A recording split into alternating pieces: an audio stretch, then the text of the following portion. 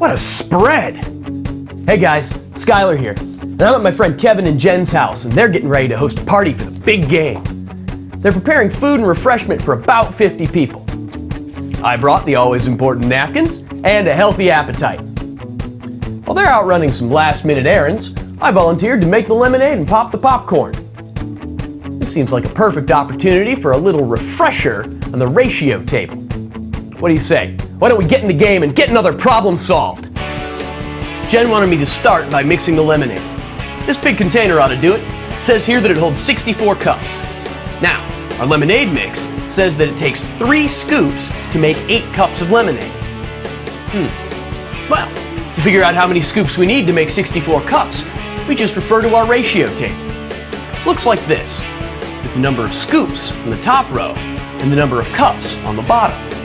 Our ratio is 3 scoops to 8 cups. It often helps to draw a representation of what's going on. Here are the 3 scoops, and here are the 8 cups of lemonade. Now, if we double the number of scoops and cups, we would have an equal ratio, 6 scoops to 16 cups. If we tripled it, the ratio would be 9 to 24, and that can go on and on. But how do we get to 64 cups? We all know that 8 times 8 equals 64. So, we must have to multiply the cups times 8 to get 64.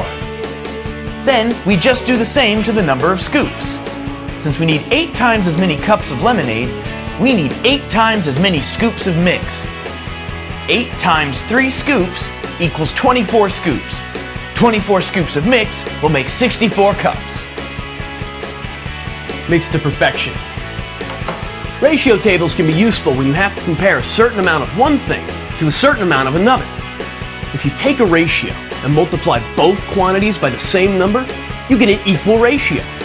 In our example, we use scoops of mix to cups of lemonade.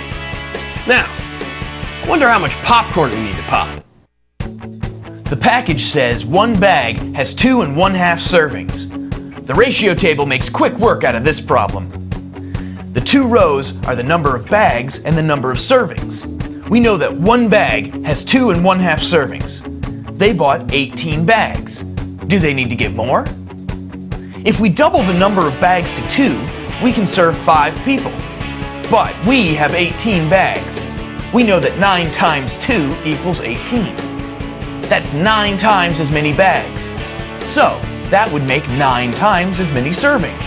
9 times 5, or 45. We have 45 servings, and they're expecting 50 guests. That means we need 5 more servings.